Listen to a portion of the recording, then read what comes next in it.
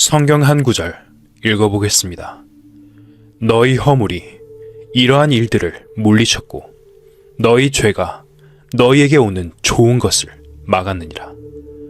하나님께서는 우리 사람들에게 좋은 것을 주고 싶어 하십니다. 바로 성령을 주고 싶어 하십니다.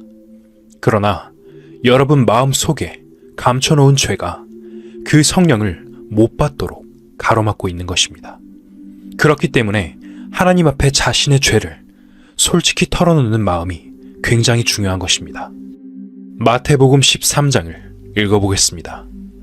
또 천국은 마치 바다에 치고 각종 물고기를 모으는 그물과 같으니 그물에 가득함에 물가로 끌어내고 앉아서 좋은 것은 그릇에 담고 못된 것은 내어 버리느니라.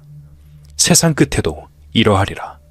천사들이 와서 의인 중에서 악인을 갈라내어 풀무불에 던져 넣으리니 거기서 울며 이를 갈미 있으리라. 예수님께서는 천국을 바다에서 물고기를 잡는 그물로 비유하셨습니다. 그물을 던지자 그 그물 안에 많은 고기가 들어왔습니다. 그것을 끌어올려 그물에 든 고기를 잡아냅니다. 이 말씀은 넓은 바다에 제 마음대로 돌아다니는 고기가 아니라 그물 속에 든 고기를 말하고 있습니다. 그물 속에 든 고기는 교회에 다니는 사람을 말합니다. 교회에 다니지 않는 사람은 그물 속에 들어오지 않았습니다. 넓은 세상에 돌아다니고 있습니다. 그런데 여기서 중요한 것은 그물 속에 들어온 고기가 둘로 나누어진다는 것입니다. 먹을 만한 고기는 그릇에 담기고 먹지 못할 고기는 내버려지는 것입니다. 세상 끝에 천사들이 와서 의인 중에서 악인을 갈라내는데 구원받은 사람은 의인입니다. 구원을 못 받은 사람은 악인입니다. 똑같이 교회를 다니고 있지만 많은 악인이 의인 속에 있습니다. 교회에 다니고 있으면서 여전히 하나님께 죄를 용서받지 못한 사람은 악인입니다. 죄사함을 못 받은 사람은 갈라내어서 풀무불, 즉 지옥에 던져버립니다. 혹시 여러분 중에 열심히 교회를 다녔지만 아직도 죄가 해결되지 않았고 죄사함을 완전히 받지 못했으면 악인에 속한 것입니다. 성경에서 말하는 의인과 악인은 사람의 행동 여하에 달려있는 것이 아닙니다. 행동을 잘한다고 해서 의인이고 행동을 잘 못한다고 해서 악인이 아닙니다. 가인은 악인입니다. 아벨은 의인입니다. 자기의 의의를 드러내고 자기가 잘한 것처럼 여기는 것은 다 악인에 속한 것입니다. 하나님이 보실 때에 의인과 악인이 이렇게 구별되는 것입니다. 갈라디아서 5장을 읽어보겠습니다. 육체의 일은 현저하니 곧 음행과 더러운 것과 호색과 우상숭배와 술수와 원수를 맺는 것과 분쟁과 시기와 분냄과 당짓는 것과 불리함과 이단과 투기와 술 취함과 방탕함과 또 그와 같은 것들이라. 전에 너희에게 경계한 것 같이 경계하노니 이런 일을 하는 자들은 하나님의 나라를 유업으로 받지 못할 것이요. 여기에 하나님의 나라에 들어갈 수 없는 죄가 기록되어 있습니다. 먼저 성령의 일이 아닌 육체의 일입니다. 정상적인 성생활을 하지 않고 잘못된 성행위를 한 번이라도 했으면 음행입니다. 더러운 것과 호색이 다 같은 종류이고 우상숭배에 대해서는 이전 영상에서 설명했습니다. 살아있는 사람 외에 무덤 앞이나 혼백 앞이나 또 그 이외에 어떤 것에 절을 했으면 우상숭배한 것입니다. 마리아상이나 불상 앞에 절을 한 것도 물론 우상숭배입니다. 무엇이든지 절을 한 것은 우상숭배입니다. 술수는 점쟁이한테 가서 점을 치는 것, 관상을 보는 것, 손금을 보는 것, 굿을 하는 것, 무당 노릇하는 것 등등을 가리킵니다. 혹시 여러분 중에 어디 가서 굿거리를 해보거나 점을 치거나 관상을 보거나 했으면 그 죄를 가지고 하나님 나라에는 못 들어갑니다. 분명히 그렇게 성경에 기록되어 있습니다. 원수를 맺는 것에 대해서 설명드려 보겠습니다. 두 사람이 싸웠습니다. 나중에 두 사람이 화해를 했습니다. 내가 잘못했다고 사과를 했습니다. 그렇다고 해서 그 죄가 해결되지는 않았습니다. 죄라는 것은 전부 하나님 앞에 갑니다. 죄는 불법이라고 했는데 그 법은 하나님의 법입니다. 법은 하나님이 내리신 법이기 때문에 죄는 하나님의 법을 범한 것이기 때문에 하나님 앞에 가는 것입니다. 두 사람이 서로 화해를 했다면 두 사람 사이에서는 죄가 해결되었겠지만 하나님 앞에는 해결이 안 되고 그냥 남아 있습니다. 죄는 하나님 앞에 해결되어야 합니다. 많은 사람들이 하나님 앞에서 죄가 어떻게 해결되어야 하는지 모르고 사람 사이에서만 죄를 해결합니다. 어떤 사람이 도둑질 했다가 도둑질한 것을 뉘우치고 갚아버렸다 해도 그 죄는 하나님 앞에 가 있기 때문에 사람에게 갚아도 해결이 안 됩니다. 하나님 앞에 이미 죄가 가서 있기 때문에 하나님 앞에 그것이 해결되어야 합니다. 원수를 맺는 것과 분쟁과 시기와 분냄, 당을 짓는 것과 불리함과 그 다음에 이단이라는 문제입니다. 이단은 성경대로 믿지 않고 거꾸로 믿는 것입니다. 저는 구원받은 후에 침례를 받았습니다. 하나님을 믿는다고 하는 많은 곳에서 침례를 안 받는 곳이 많습니다. 그러나 예수님은 침례를 받으셨습니다. 예수님이 요단강에서 세례 요한에게 침례를 받으셨습니다. 그렇다면 성경대로 믿으려면 침례를 받아야 합니다. 또 11조를 강조하지 않아 이단이라고 합니다. 자기가 구원받았으면 자기 믿음의 생활 속에서 11조를 내야 함을 스스로 알고 바치는 것인데 일부러 강조할 것은 없다고 생각합니다. 그 다음 이단과 투기와 술 취함. 여러분 중에 술 취한 경험이 있습니까? 술 취한 것이 왜 죄일까요? 우리의 몸은 하나님이 창조하신 것입니다. 하나님이 창조하신 이 몸에 술을 넣어 내적인 질서가 문란해졌습니다. 창조의 질서가 파괴되었어요. 그렇다고 해서 목마를 때 술을 한 잔 마시는 것을 말하는 것은 아닙니다. 술 취한 경험이 있으면 그 죄가 해결이 안 되면 하나님 나라에 못 갑니다. 술에 취하면 방탕, 주색 잡기, 노름 등으로 제 마음대로 살게 되는 원천이 됩니다. 또 그와 같은 것들이나 전에 너희에게 경계한 것 같이 경계하노니 이런 일을 하는 자들은 하나님의 나라를 유업으로 받지 못할 것이요. 우리가 어떻게 하면 이러한 모든 죄를 해결할 수 있을까 하는 문제입니다. 이러한 모든 죄가 말끔히 없어져야 됩니다. 없어지지 않으면 안 됩니다.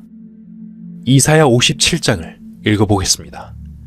지존무상하며 영원히 거하며 거룩하다 이름하는 자가 이같이 말씀하시되 내가 높고 거룩한 곳에 거하며 또한 통회하고 마음이 겸손한 자와 함께 거하나니 이는 겸손한 자의 영을 소성케 하며 통회하는 자의 마음을 소성케 하려 함이라.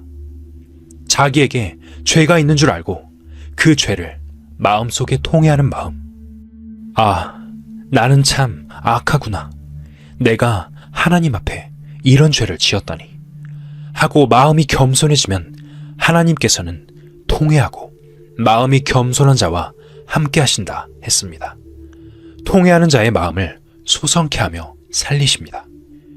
우리가 스스로 흉악한 죄인이란 것을 알고 내가 왜 이런 죄를 지었는가 하고 뉘우치면 마음이 낮아지고 그렇게 통회하는 마음이 되면 하나님이 그 사람의 영을 살리신다는 뜻입니다.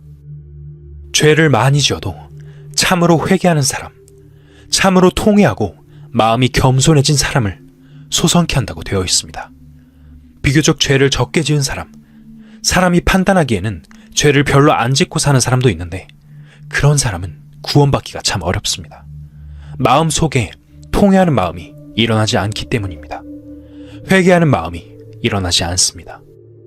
오직 악인은 능히 안정치 못하고 그 물이 진흙과 더러운 것을 늘 솟쳐내는 요동하는 바다와 같으리니 바다에 바람이 잔잔할 때는 파도가 치지 않습니다. 그러면 그 물이 깨끗하고 조용합니다.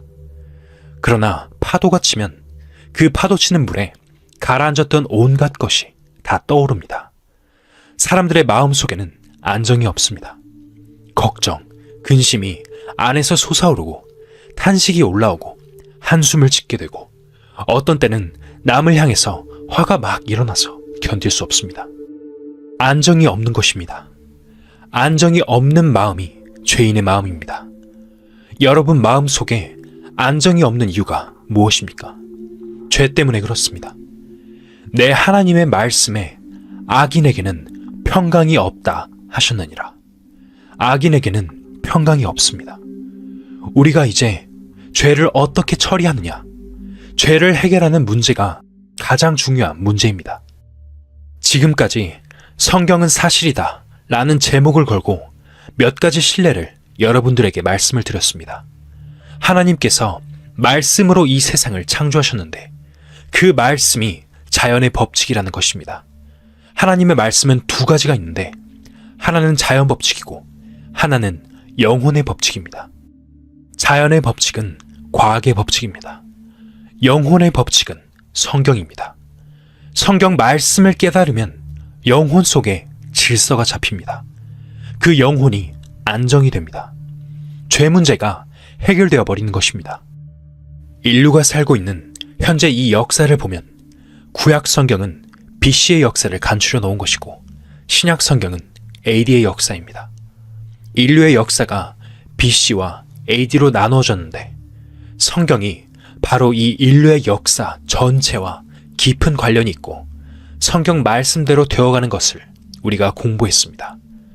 이스라엘 민족의 역사, 오늘날 이 세상에서 되어지는 모든 일들, 적그리스도의 출현, 컴퓨터의 출현, 현재 이 세상에 되어지는 모든 상황이 전부 사실이라는 것을 공부했습니다.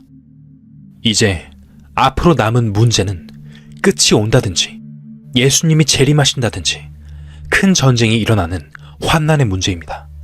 그러나 그러한 미래도 이미 우리 눈앞에 보이고 있습니다. 성경은 전부 사실입니다. 여러분 마음 속에 성경이 사실이 아니라는 생각이 있었습니까? 이마나 손에 적그리스도의 표받는 그런 일들도 이미 다 준비되어 가고 있습니다. 이제 나머지 문제는 어떻게 하면 구원받을 수 있느냐 하는 것입니다.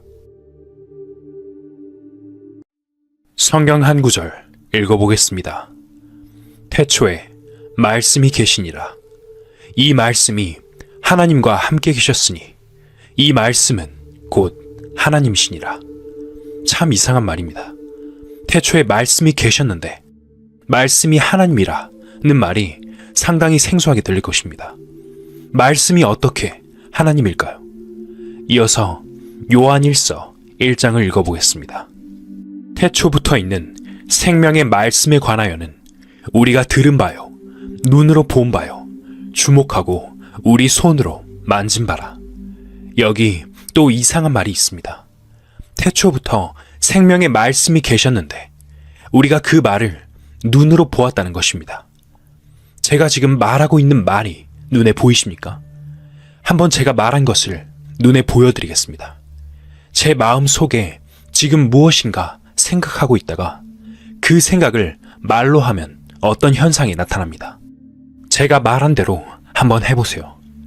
여러분의 오른손을 한번 들어보세요. 여러분은 지금 제 말을 눈으로 봤습니다. 여러분이 손을 들었습니다. 제가 마음속에 생각하는 것을 말하니까 어떤 현상이 나타난 것입니다. 그것이 말을 본다는 뜻입니다. 여러분, 제가 말한 대로 한번 또 해보세요. 옆에 있는 아무 물건이나 손으로 만져보세요. 이것 또한 역시 제가 말한 것을 손으로 만진다는 뜻입니다. 자동차는 어떻게 만들어졌을까요? 과학자의 마음 속에 설계된 그대로 자동차가 만들어지고 사람들이 그것을 만집니다. 자동차에게는 과학자의 말이 법칙입니다. 비행기도 마찬가지입니다. 비행기가 나타나면 만지기도 하고 보기도 합니다. 모든 과학적인 제품은 전부 과학자의 마음 속에 있는 말입니다. 어느 날 그 말이 만질 수 있고 들을 수 있고 볼 수 있게 나타난 것입니다. 태초부터 있는 하나님의 말씀을 우리가 눈으로 보고 손으로 만졌다는 것이 바로 그 뜻입니다. 요한복음 1장을 다시 읽어보겠습니다. 태초에 말씀이 계시니라. 이 말씀이 하나님과 함께 계셨으니 이 말씀은 곧 하나님이시니라. 이 말씀은 예수님입니다. 바로 예수님이 태초부터 있는 하나님의 말씀입니다. 하나님 안에 있는 말씀이에요. 어느 날 그 말씀이 인간의 몸을 입고 이 세상에 나타난 것입니다. 하나님의 말씀이라고 하고 하나님의 아들이라고 합니다. 그 예수님을 통해서 하나님의 말씀이신 예수님을 통해서 사람들이 구원받게 되어 있는 것입니다. 하나님의 말씀이신 예수님이 오셔서 우리에게 하나님의 말씀을 나타내셨습니다. 예수님께서 살아가시는 중에 행한 그 모든 일들은 우리의 구원을 위한 것이었습니다. 요한복음 1장을 계속해서 읽어보겠습니다.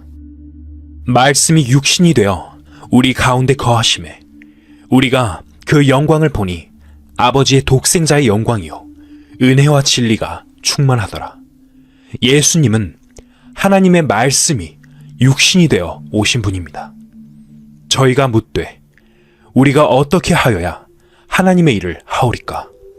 예수께서 대답하여 가라사대 하나님의 보내신 자를 믿는 것이 하나님의 일이니라 하시니 유대인들이 예수님께 우리가 어떻게 해야 하나님의 일을 하겠습니까? 라고 물었습니다. 그들을 향해 예수님께서는 이렇게 대답하셨습니다. 하나님의 보내신 자를 믿는 것이 하나님의 일이니라. 하나님의 말씀을 육신으로 보낸 것입니다. 말씀을 육신으로 보냈고 말씀을 성경으로 보냈습니다. 하나님의 말씀이 예수님의 육신과 성경으로 나타난 것입니다.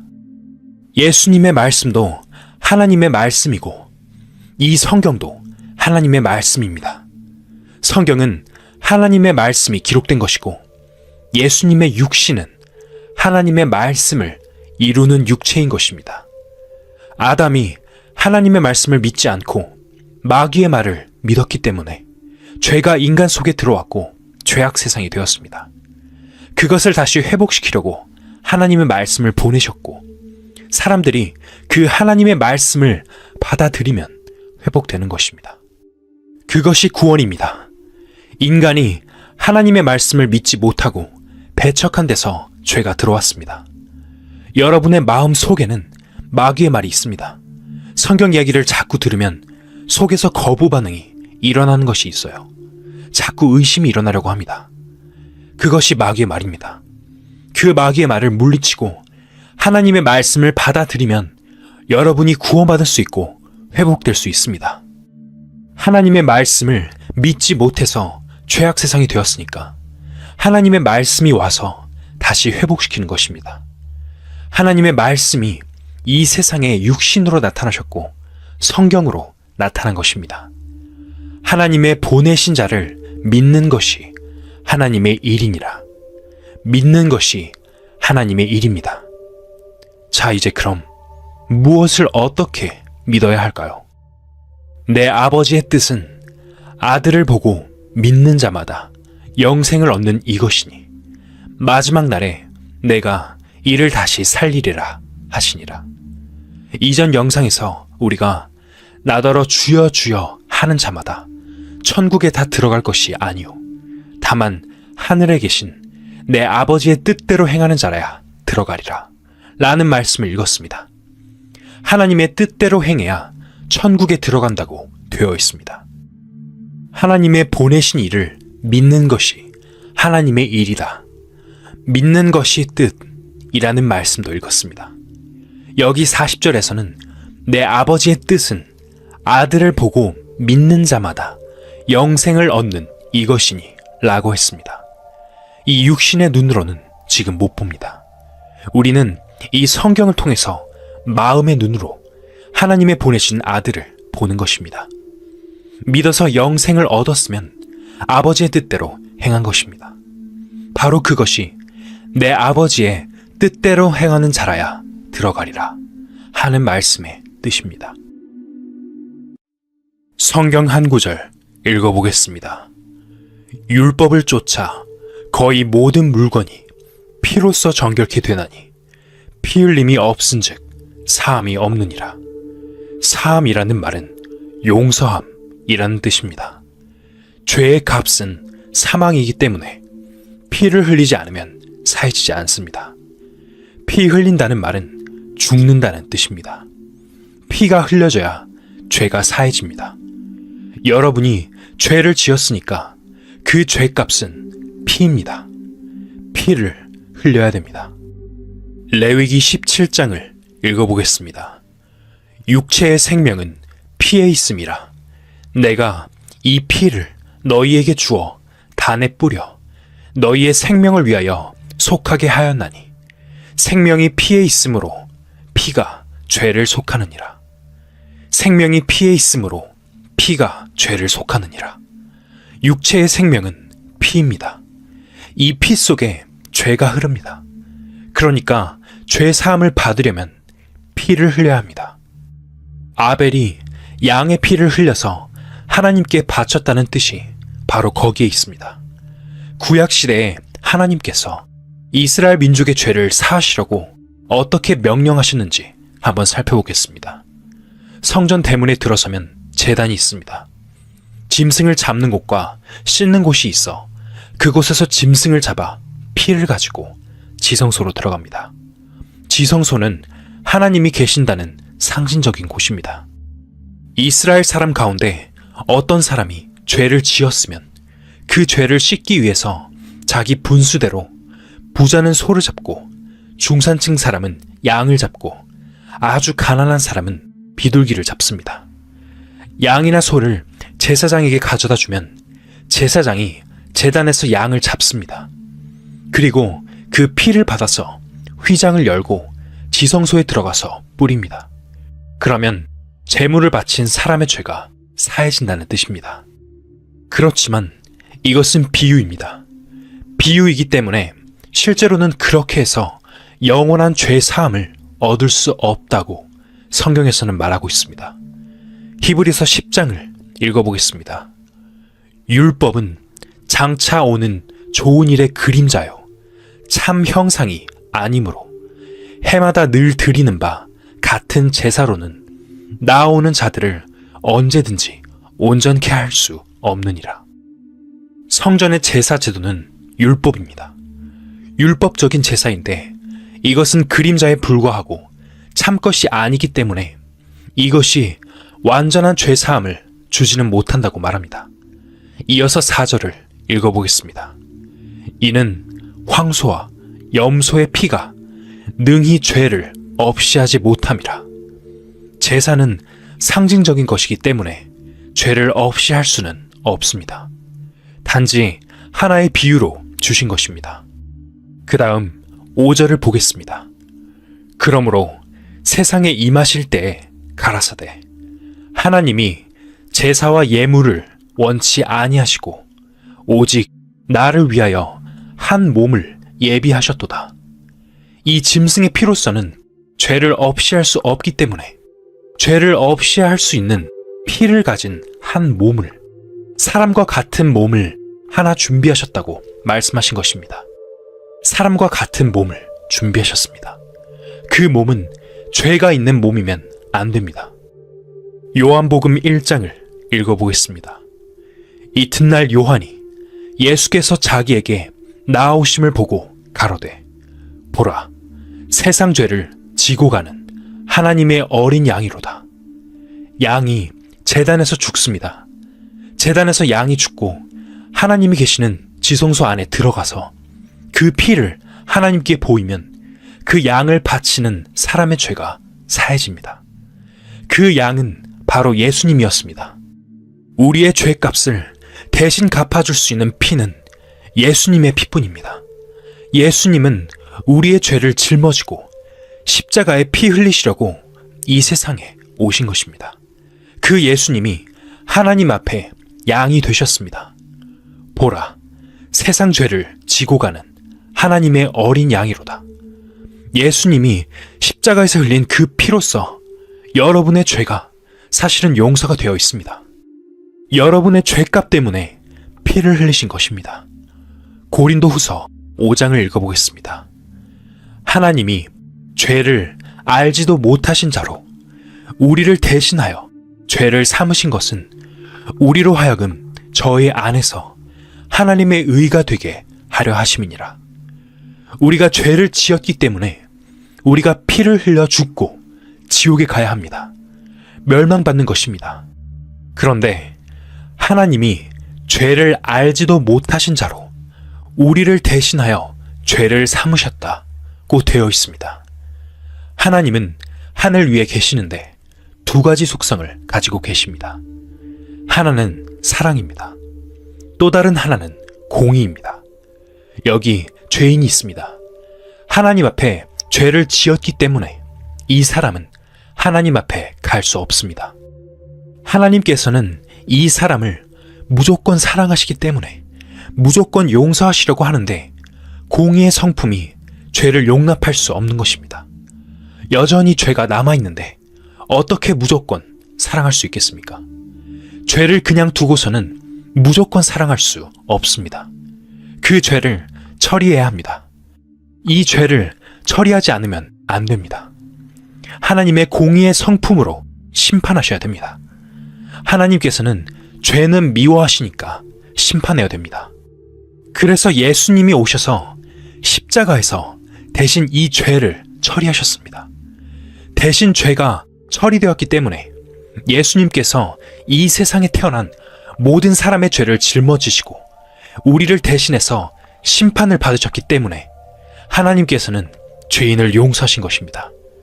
하나님의 공의의 성품은 심판으로 이루어지고 사랑의 성품은 죄인을 사랑하시는 것으로 이루어지는 것입니다. 2000년 전에 예수님이 십자가에 달려 돌아가신 일은 바로 온 세상 사람의 죄를 지고 하나님의 공의의 심판을 대신 받으신 것입니다. 그리고 사흘 만에 부활하셨습니다. 예수님의 십자가에서 여러분의 죄가 심판이 된 것입니다. 예수님 자신은 죄가 없습니다. 예수님은 심판받을 죄가 없습니다.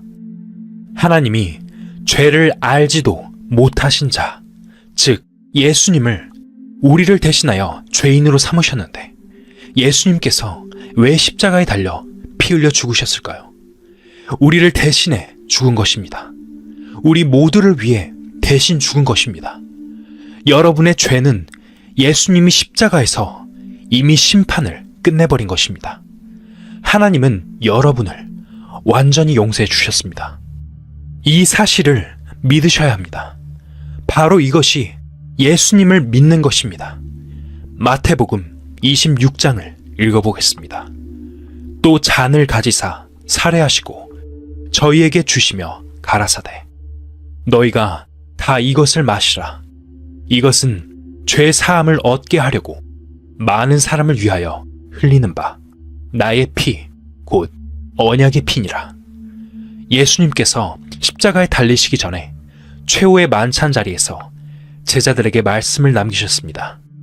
먼저 떡을 나누어 주시고 그 다음에 붉은 포도주를 나누어 주시면서 마시라고 하셨습니다. 그리고 예수님께서 이렇게 말씀하셨습니다. 이것은 죄 사함을 얻게 하려고 많은 사람을 위하여 흘리는 바 나의 피 곧 언약의 피라고 하셨습니다. 예수님은 몇 시간 후면 십자가에 죽으실 것을 아셨기에 그 피를 제자들에게 미리 나누어 준다는 뜻으로 하신 말씀입니다. 언약의 피라고 하시면서 포도주를 나누어 주시고 마시라고 하셨습니다. 포도주는 죄 사함을 얻게 하려고 많은 사람을 위하여 흘리는 예수님의 언약의 피였습니다. 언약이라는 말은 약속이라는 뜻인데 바로 죄를 사해준다는 약속입니다. 우리는 토지나 집을 매매할 때 문서를 작성하고 문서 제일 끝에 도장을 찍습니다. 도장을 찍으면 다시는 변경을 못합니다. 변경할 수 없습니다. 그와 마찬가지로 예수님이 피를 흘리신 것은 도장을 찍는 것과 같습니다. 죄를 사해 주셨다는 도장입니다. 여러분의 죄가 사해졌는지 안 사해졌는지는 예수님의 피 흘리심을 보고 알 수 있습니다. 피 피 흘리신 것이 내 죄를 사해 주셨다는 도장입니다. 사실은 이미 2000년 전에 온 세상 사람들의 죄가 다 사해져 있습니다. 그러면 온 세상 사람들이 다 구원받아야 되지 않습니까? 하지만 예수님이 죄를 사해 주신 것과 구원받는 것은 다릅니다. 구원은 믿음으로 받는 것입니다. 예수님께서 죄를 사해 주셨지만 내가 그것을 믿지 않으면 구원을 못 받는 것입니다. 그렇기 때문에 믿는다는 것이 그렇게 중요한 것입니다. 믿음으로 사망에서 생명으로 옮겨지는 것입니다. 예수님이 피 흘려 내 죄를 사해 주셨다는 사실을 믿는 것입니다. 이사야 53장을 읽어보겠습니다. 그가 찔림은 우리의 허물을 인함이요 그가 상함은 우리의 죄악을 인함이라. 바로 이것이 하나님의 말씀입니다. 하나님이 인간의 몸을 입고 이 땅에 오셔서 인간의 입장에서 말씀하시는 거예요. 그가 찔림은 우리의 허물을 인함이요 그가 상함은 우리의 죄악을 인함이라. 그래도 해결이 안 되십니까? 여기서 그는 바로 예수님입니다. 그가 십자가에 못 박혀 창에 찔린 것은 우리의 허물, 즉 죄 때문이었습니다. 계속해서 읽어보겠습니다. 그가 상함은 우리의 죄악을 인함이라. 그가 징계를 받음으로 우리가 평화를 누리고 그가 채찍에 맞음으로 우리가 나음을 입었도다. 제가 연세가 있으신 어떤 분에게 전도를 하는데 이렇게 따라 읽으시라고 말씀드렸습니다. 그가 찔림은 나의 허물을 인함이요. 그런데 그분이 안 되지. 우리라고 했는데 나라고 읽으면 되는가? 라고 하셨습니다. 나의 허물을 인함이요 라고 하면 안 된다고 말씀하셨습니다. 고집이 얼마나 세셨는지 모릅니다. 우리라는 말 속에 나가 빠져버리면 우리가 되겠습니까? 우리라는 말 속에는 나가 빠지면 우리가 안 됩니다. 전체 무리를 말할 때는 우리이고 개인으로 말할 때는 나입니다. 그가 찔림은 나의 허물을 인함이요 그가 상함은 나의 죄악을 인함이라. 또 어떤 분께서는 이렇게 생각하실지 모르겠습니다. 예수님이 2000년 전에 이 세상에 오셔서 죽으셨는데 나는 2000년 전에는 태어나지도 않았는데 어떻게 예수님이 십자가에 흘리신 피로 지금 내 죄가 사해지느냐? 예수님은 세상 죄를 지셨습니다. 세상 죄를 지셨으니까 아담 때부터 이 세상의 마지막 날 사람의 죄까지 예수님이 다 지셨습니다. 하나님께는 시간과 공간이 없습니다. 하나님에게는 2000년 전과 2000년 후의 구별이 없습니다. 영원한 현재뿐입니다. 한 가지 비유를 들어보겠습니다. 여기 개미 한 마리가 기어갑니다. 개미 한 마리가 1m 정도 기어간다고 하면 한참 걸릴 것입니다. 그런데 사람이 보면 이 끝과 저 끝이 한눈에 동시에 보입니다. 그런 것과 마찬가지로 하나님의 시각에서는 아담 때와 지금의 세상이 동시에 있는 것입니다. 예수님이 2000년 전에 십자가에서 돌아가셨고 나는 지금 현재에 살지만 예수님은 온 세상 죄를 지셨기 때문에 2000년 전에 내가 이미 예수님 안에 있었습니다. 예수님이 지신 그 십자가와 내 죄가 함께 있었습니다. 그렇기 때문에 예수님이 2000년 전에 십자가에 돌아가실 때 이미 내 죄가 사해진 것입니다. 이것은 창조주이신 하나님만이 하실 수 있는 것입니다. 하나님께서는 이 세상 모든 사람의 죄를 예수님을 통해서 단번에 심판해 놓으셨습니다. 히브리서 9장을 읽어보겠습니다. 염소와 송아지의 피로 아니하고 오직 자기 피로 영원한 속죄를 이루사 단번에 성소에 들어가셨느니라. 구약 시대에는 염소나 송아지를 잡아 제사를 드렸는데 그것은 비유였고 오직 자기 피로, 즉 예수님 자신의 피로 영원한 속죄를 이루시고 단번에 성소에 들어가셨습니다. 제단에서 짐승을 잡으면 대제사장이 이 피를 가지고 지성소에 들어가는데, 지성소는 하나님이 계시는 하늘을 의미합니다. 단번에 성소에 들어가셨다는 말은 예수님이 부활, 승천하셨다는 뜻입니다. 예수님은 죽으실 때는 양으로 죽으셨고 부활하신 이후에는 대제사장입니다. 예수님은 대제사장도 되시고 성전도 되시고 양도 되시고 이런 모든 의미를 지니고 계십니다. 부활 승천하신 예수님은 대제사장으로서 십자가에 흘린 그 피를 가지고 하나님 앞에 가셨습니다. 그래서 영원한 속죄, 우리의 죄가 영원히 용서되어 버렸습니다. 예수님이 자기 피로 우리 죄값을 지불하고 사버렸습니다. 그래서 속죄라고 합니다. 하나님을 믿는다고 하는 많은 사람들이 하나님은 회개할 때마다 용서하신다고 말하면서 계속해서 회개하고 용서받고 그 다음에 또 회개하면 용서받고 또 용서하고 그렇게 믿습니다. 하지만 그렇지 않습니다. 우리의 죄는 단번에 영원히 속죄되어 있다고 성령님께서 성경 말씀을 통해서 말씀하고 계십니다. 이렇게 성경 말씀을 전하니까 어떤 사람이 화가 나서 찾아왔습니다. 그는 신학 박사였습니다. 그는 찾아와서 험담을 했습니다. 당신은 이단이니까 설교를 그만두라고 말입니다. 왜 이단입니까? 하고 물으니까 아니 글쎄 당신은 우리 죄가 단번에 영원히 속죄되었다고 말하지 않습니까? 라고 했습니다. 그래서 그분에게 박사님은 어떻게 믿어요? 라고 물으니까 회개하고 또 회개해서 죽을 때 가서 회개를 다 하고 용서받습니다. 라고 답변하셨습니다. 이러한 신앙을 가지고 계신 분들이 상당히 많습니다. 그러나 죄를 단번에 속죄받지 않으면, 용서받지 않으면 구원을 못 받습니다. 많은 사람들이 회개한 죄만 용서받고 다른 죄는 또 회개해야 한다고 말합니다. 부흥회에 가보면 마음에 있는 온갖 것들을 다 털어내놓고 기도합니다. 부흥사가 죄를 회개하라고 막 고함을 치면 눈물을 흘리면서 회개합니다. 많이 울면 마음이 후련해지면서 스트레스가 해소되는데 그때 죄 사함을 받았다고 생각합니다. 지난 죄는 사함받고 앞으로 지을 죄는 아직 사함 못 받고 라고 생각합니다. 그러고는 회개한 그 다음 날부터 또 죄를 짓습니다. 그 다음 날도 또 짓습니다. 그렇게 죄를 하나하나 저축합니다.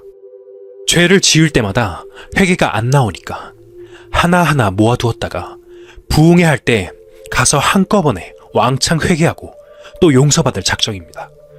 부흥회가 지난 다음에 또 죄를 지으면 모아둡니다. 그런데 만약에 내일 부흥회를 하는데 오늘 차를 몰고 가다가 교통사고가 나서 죽어버리면 그 사람은 어떻게 되는 걸까요? 회개 못한 죄 때문에 천국에 못 가는 걸까요? 여러분, 죄는 단번에 영원히 용서받는 것입니다. 예수님이 몇 번 죽으셨습니까? 예수님은 딱 한 번 죽으셨습니다. 베드로전서 3장을 읽어보겠습니다. 그리스도께서도 한 번 죄를 위하여 죽으사 의인으로서 불의한 자를 대신하셨으니 예수님이 한 번 죽고 부활하신 그 사실 속에 우리의 영원한 속죄가 있습니다. 영원히 죄 용서가 되어 있는 것입니다. 그런데 사람들은 영원한 속죄를 안 믿습니다. 사람들이 영원한 속죄를 믿지 못하기 때문에 회개할 때마다 용서받는다고 생각하면서 구원을 미룹니다. 미루다가 죽을 때 구원이 완전히 이루어진다고 믿습니다. 그렇게 믿으면 구원을 못 받습니다. 한번 생각해 보세요. 구원이라는 것은 받침 하나에 달려 있습니다. 어떤 사람이 죽어갑니다. 그가 주님 용서해 주실 것을 믿습니다 하고 목숨이 떠나가 버리면 구원 못 받은 것입니다. 주실 것을 믿어서는 안 됩니다. 주님, 감사합니다. 내 죄를 용서해 주신 것을 감사합니다. 니은과 리을 받침 하나 차이가 천국과 지옥을 오갑니다. 우리의 죄를 용서해 주신 것은 이미 2000년 전에 되었습니다. 2000년 전에 용서해 주신 것입니다. 지금 이렇게 성경 말씀을 들어도 어떤 사람들은 이 말씀이 마음에서 풀리지 않습니다. 진짜 그럴까?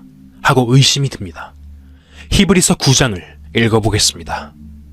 염소와 황소의 피와 및 암송아지의 재로 부정한 자에게 뿌려 그 육체를 정결케 하여 거룩케 하거든. 하물며 영원하신 성령으로 말미암아 흠없는 자기를 하나님께 드린 그리스도의 피가 어찌 너희 양심으로 죽은 행실에서 깨끗하게 하고 살아계신 하나님을 섬기게 못하겠느냐. 이를 인하여 그는 새 언약의 중보니 이는 첫 언약 때에 범한 죄를 속하려고 죽으사 부르심을 입은 자로 하여금 영원한 기업의 약속을 얻게 하려 하심이니라. 유언은 유언한 자가 죽어야 되나니 유언은 그 사람이 죽은 후에야 견고한즉 유언한 자가 살았을 때에는 언제든지 효력이 없느니라. 이러므로 첫 언약도 피 없이 세운 것이 아니니 어떤 아버지가 두 아들을 불러놓고 내가 죽으면 이 집은 첫째가 갖고 저 땅은 둘째가 가져라 라고 유언합니다. 그 유언의 효력이 발생되는 시점이 언제일까요? 아버지가 죽는 순간부터 효력이 나타나는 것입니다. 그런데 둘째 아들은 불효막심합니다. 아버지가 빨리 죽어야 상속권이 돌아오니까 저 영감 빨리 죽어야 할 텐데 라고 합니다. 예수님의 최후의 만찬석상은 유언하는 자리입니다. 예수님이 포도주를 나누어 주시면서 이것을 마시라. 이 잔은 내 피로 세운 새 언약이라 라고 말씀하셨습니다. 즉 내가 피를 흘리면 많은 사람의 죄가 사해진다는 유언을 하셨습니다. 분명히 예수님께서 이렇게 유언을 남기고 돌아가셨는데 우리의 죄가 사해졌습니까? 아니면 사해지지 않았습니까? 유언 그대로 되었습니다. 예수님은 2000년 전에 죽으셨는데 아직도 그 유언을 못 믿는 사람이 있어서 자신의 죄가 사해지지 않았다고 생각합니다. 그렇기 때문에 구원을 못 받고 있는 것입니다. 이렇게 따지시는 분들이 계십니다. 왜 가슴 속에서 기쁨이 뜨겁게 솟아나지 않냐? 그것이 없으면 성령을 받은 게 아니지 않냐? 이러한 것을 느끼려고 애를 쓰시는 분들이 많습니다. 우리는 단지 하나님께서 죄를 완전히 용서해 주셨다고 하니 아, 그렇구나. 내 죄를 완전히 용서해 주셨구나 하고 믿으면 되는 것입니다. 히브리서 9장을 이어서 읽어보겠습니다. 그러므로 하늘에 있는 것들의 모형은 이런 것들로서 정결케 할 필요가 있었으나 하늘에 있는 그것들은 이런 것들보다 더 좋은 제물로 할지니라. 그리스도께서는 참것의 그림자인 손으로 만든 성소에 들어가지 아니하시고 오직 참 하늘에 들어가사 이제 우리를 위하여 하나님 앞에 나타나시고 대제사장이 해마다 다른 것의 피로써 성소에 들어가는 것 같이 자주 자기를 드리려고 아니하실지니 그리하면 그가 세상을 창조할 때부터 자주 고난을 받았어야 할 것이로되 이제 자기를 단번에 제사로 드려 죄를 없게 하시려고 세상 끝에 나타나셨느니라. 구약시대 때는 성전에서 섬기는 제사장들이 살다가 죽게 되니까 그 아들이 제사장이 되는 식으로 이어져 왔지만 예수님은 죽었다가 다시 살아난 영원한 제사장입니다. 그 당시에는 제사장들이 1년에 한 번씩 제사를 드렸지만 예수님께서는 매년 그러실 필요가 없습니다. 26절입니다. 그리하면 그가 세상을 창조할 때부터 자주 고난을 받았어야 할 것이로되 자주 고난을 받는다는 말은 죽었다가 살았다가 죽었다가 살았다가 계속해야 한다는 뜻입니다. 이어서 읽어보겠습니다.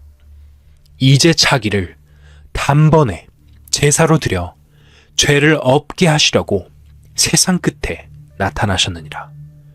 유대인의 기준에서 보면 예수님이 오신 때가 세상 끝에 해당합니다. 여기 자기를 단번에 제사로 드려 죄를 없게 하시려고 라고 기록되어 있습니다. 나 자신은 지금도 죄를 짓지만 예수님이 십자가에 돌아가심으로써 우리 죄가 없어져 있는 것을 말하는 것입니다. 27절을 읽어보겠습니다. 한 번 죽는 것은 사람에게 정하신 것이요 그 후에는 심판이 있으리니 이 세상 사람은 태어나서 살다가 한 번은 죽습니다. 그 다음에는 심판이 있습니다. 그 다음 28절입니다. 이와 같이 그리스도도 많은 사람의 죄를 담당하시려고 단번에 들이신 바 되셨고, 예수님이 들이셨다는 말은 예수님이 심판받으셨다는 뜻입니다. 우리를 대신해서 심판을 받으신 것입니다. 우리 죄를 담당하시려고 단번에 십자가에서 죽으시고 우리 죄를 용서해 주신 것입니다. 이어서 읽어보겠습니다. 구원에 이르게 하기 위하여 죄와 상관없이 자기를 바라는 자들에게 두 번째 나타나시리라. 여기서 말하는 구원은 육신의 구원을 의미합니다. 죄와 상관없이 재림하시는 예수님을 기다리는 사람들에게 나타나신다는 말씀입니다. 죄 하면서 예수님을 기다리다 보면 요한계시록 16장 15절에 있는 말씀대로 예수님께서 도적같이 오실 때 부끄러움을 당합니다. 죄와 상관없이 죄 사함을 받았다는 확신 속에서 기쁜 마음으로 주님을 맞이해야 합니다. 누가복음 23장을 읽어보겠습니다.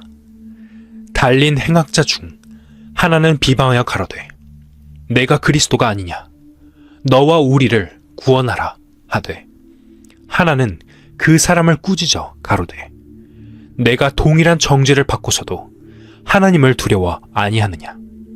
우리는 우리의 행한 일에 상당한 보응을 받는 것이니 이에 당연하거니와 이 사람의 행한 것은 옳지 않은 것이 없느니라 하고 가로되 예수여 당신의 나라에 임하실 때 나를 생각하소서 하니, 예수께서 이르시되 내가 진실로 내게 이르노니 오늘 내가 나와 함께 낙원에 있으리라 하시니라. 예수님이 십자가에 달리실 때 예수님이 가운데 십자가에 달리셨고 양쪽에 두 강도가 달렸습니다. 이때 왼편 강도가 예수님을 비방합니다. 내가 하나님의 아들이라고? 내가 하나님의 아들이라면 펄쩍 뛰어내려서 너도 구원하고 우리도 좀 구원해주면 어때? 하고 힐난했습니다. 그런데 오른편 강도는 그 사람을 꾸짖으면서 내가 동일한 정죄를 받고서도 하나님을 두려워 아니하느냐. 우리는 우리의 행한 일에 상당한 보응을 받는 것이니 이에 당연하거니와 이 사람의 행한 것은 옳지 않은 것이 없느니라 고 했습니다. 같은 강도지만 오른편 강도는 십자가에 달려있는 동안에 예수님이 하신 말씀을 듣고 예수님의 태도를 보면서 이 사람은 죄가 없는 사람이구나 하고 그 사실을 알았습니다. 예수님이 죄가 없다는 것을 아는 동시에 이 사람이 하나님의 아들이구나 하고 순간적으로 믿었습니다.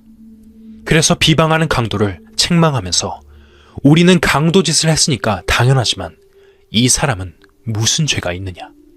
이 사람은 죄가 하나도 없는데 당하고 있지 않느냐? 라고 말한 것입니다. 42절을 다시 읽겠습니다.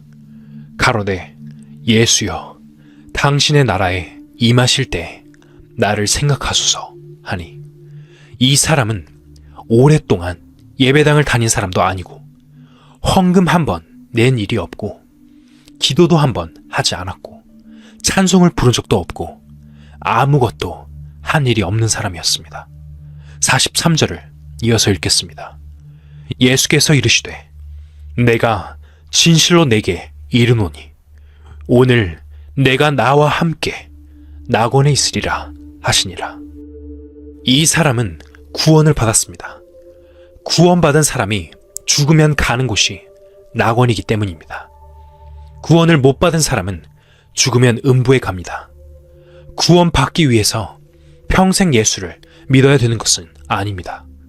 기도를 많이 해야 구원받는 것이 아니고 헌금을 많이 해야 구원받는 것도 아닙니다. 그런 것과는 전혀 상관없습니다. 구원은 순간적으로 믿어버리면 되는 것입니다. 이 강도는 구원받을 만한 행위를 한 적이 없습니다. 구원받을 만한 행위가 없지만 예수님과 십자가에 달려서 죽는 순간에 믿어버리니까 즉시 구원받게 된 것입니다.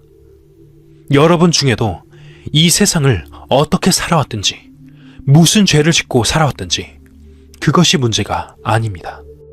이 성경 말씀을 믿으면, 성경 말씀을 통해서 예수님을 믿으면 예수님이 내 죄를 위해서 십자가에 돌아가셨고 내 죄를 용서해 주셨다는 말씀을 믿으면 구원을 받게 되는 것입니다.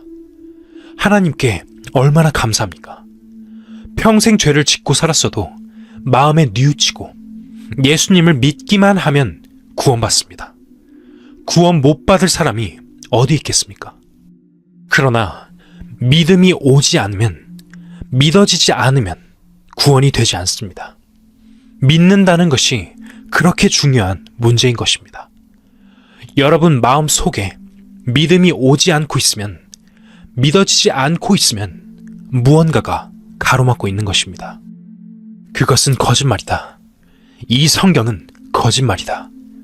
성경이 거짓말이 아니고 이 사실을 믿지 못하게 무언가가 내 마음 속에 생각을 일으켜서 성경이 거짓말이라고 생각하게 만드는 것입니다. 구원이 느껴져야 한다는 것도 거짓말입니다. 그냥 믿으면, 믿어지면 되는 것입니다.